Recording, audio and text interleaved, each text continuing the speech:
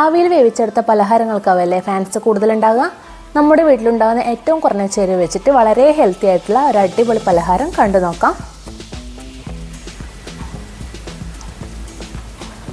അപ്പോൾ ഈ ഒരു പലഹാരം ഉണ്ടാക്കാനായിട്ട് ഒരു പാത്രത്തിൽ 2 അച്ച് ശർക്കര ചേർത്ത് കൊടുക്കാം.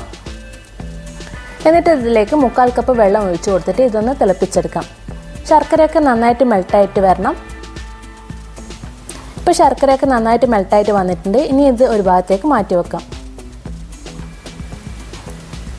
ഇനി ഒരു നോൺ സ്റ്റിക്കിൻ്റെ പാന് സ്റ്റൗവിൽ വെച്ചിട്ട് നന്നായിട്ട് ചൂടായി വരുമ്പോൾ അതിലേക്ക് 1.5 ടേബിൾ സ്പൂൺ നെയ്യ് ചേർത്ത് കൊടുക്കാം.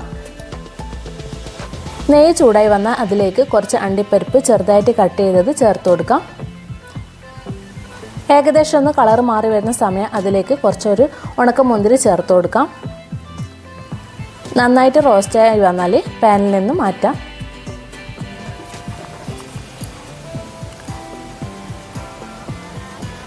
ഇനി ഒരു നെയ്യിലേക്ക് 2 മീഡിയം സൈസ് വലുപ്പത്തിലുള്ള നേന്ത്രപ്പഴം ചെറുതായിട്ട് കട്ട് ചെയ്തത് ചേർത്ത് കൊടുക്കുന്നുണ്ട്. അതും കൂടെ ചേർത്തിട്ട് നന്നായിട്ട് വഴറ്റിയെടുക്കാം. അത്യാവശ്യം പഴുത്ത പഴം തന്നെ എടുക്കാനായിട്ട് ശ്രദ്ധിക്കാം. അതാണ് ഇതിലേക്ക് നല്ല ടേസ്റ്റ് ഉണ്ടാകുക. അപ്പോൾ പഴമൊക്കെ നന്നായിട്ട് വഴന്ന് നന്നായിട്ടൊന്ന് ഉടഞ്ഞ് കിട്ടണം. പഴമൊക്കെ നന്നായിട്ട് വെന്ത് കഴിഞ്ഞാൽ ഇനി ഇതിലേക്ക് നേരത്തെ ഉരുക്കി വെച്ച ശർക്കര പാനി അരിച്ചിട്ട് ഇതിലേക്ക് ഒഴിച്ചു കൊടുക്കാം.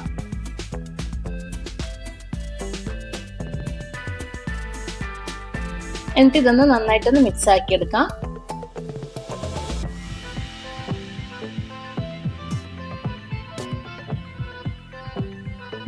ഇനി ഇതിലേക്ക് ചേർത്ത് കൊടുക്കുന്നത് 1/2 കപ്പ് ചിരകി എടുത്തിട്ടുള്ള തേങ്ങയാണ്. കൂടെ തന്നെ നല്ലൊരു ഫ്ലേവറിന് വേണ്ടിയിട്ട് 1 ടീസ്പൂൺ ഏലക്കാപ്പൊടി കൂടെ ചേർത്ത് കൊടുക്കാം.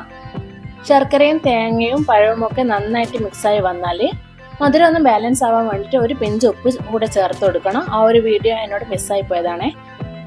എന്നിട്ട് ഇതിലേക്ക് 1/4 കപ്പ് റവ ചേർത്ത് നന്നായിട്ടൊന്ന് മിക്സ് ആക്കി എടുക്കാം.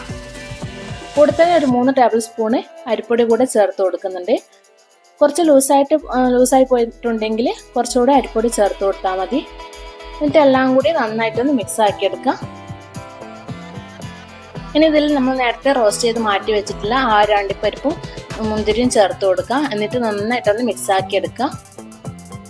പലഹാരത്തിലേക്കുള്ള മിക്സ് റെഡി ആയിട്ടുണ്ട്. ഇതിന്റെ ചൂടൊന്ന് ചെറുതായിട്ടൊന്ന് പോയി കഴിഞ്ഞാൽ അതിൽ നിന്ന് ചെറിയൊരു ബോൾസ് എടുത്തിട്ട് ഇതുപോലെ വാഴയിൽ സെൻട്രലായിട്ട് നീളത്തിൽ വെച്ച് കൊടുക്കാം.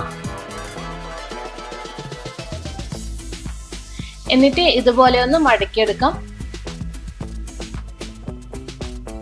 അപ്പൊ എല്ലാതും ഞാൻ ഇതുപോലെ ചെയ്തെടുത്തിട്ടുണ്ട്. ഇനി ഇത് ആവിയിലാണ് വേവിച്ചെടുക്കുന്നത്. അതിനുവേണ്ടി ഒരു ആവിച്ചമ്പ് അടുപ്പത്ത് വെച്ചിട്ടുണ്ട്. വെള്ളം നന്നായിട്ട് തിളച്ച് വരുന്ന സമയത്ത് ഇതിലേക്ക് നമ്മൾ തയ്യാറാക്കി വെച്ചിട്ടുള്ള ഓരോന്ന് ഇട്ട് കൊടുക്കാം. ഒരു 15 മിനിറ്റ് ഒക്കെ മതിയാവും വെന്ത് കിട്ടാൻ. ഓൾറെഡി റവയൊക്കെ വെന്ത് വന്നതാണ്. അപ്പൊ നമുക്കിത് അടച്ചു വെച്ച് കൊടുക്കാം. 15 മിനിറ്റിന് ശേഷം തുറന്നു നോക്കാം. ഇപ്പോൾ ഒരു 15 മിനിറ്റ് ഒക്കെ കഴിഞ്ഞിട്ടുണ്ട്. നമ്മളെ പലഹാരം ഇവിടെ റെഡി ആയിട്ടുണ്ട്. നന്നായിട്ട് കുക്കായി വന്നിട്ടുണ്ട്. അങ്ങനെ നമ്മുടെ നല്ല ടേസ്റ്റി ആയിട്ടുള്ള സിമ്പിൾ ആയിട്ടുള്ള വെറൈറ്റി ആയിട്ട് ഉണ്ടാക്കിയെടുക്കാൻ പറ്റിയ ഹെൽത്തി ആയിട്ടുള്ള ഒരു അടിപൊളി പലഹാരമാണ്. ട്രൈ ചെയ്തിട്ട് എല്ലാവരും ഒന്ന് ഫീഡ്ബാക്ക്സ് അറിയിക്കണേ.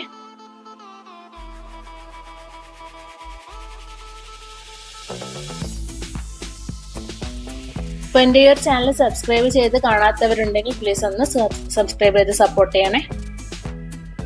അപ്പോൾ നിങ്ങളുടെ ഫ്രണ്ട്സിനും ഫാമിലിക്കും ഒക്കെ നിങ്ങളൊന്ന് ഈ ഒരു വീഡിയോ ഒന്ന് സെൻഡ് ആയി കൊടുക്കുക.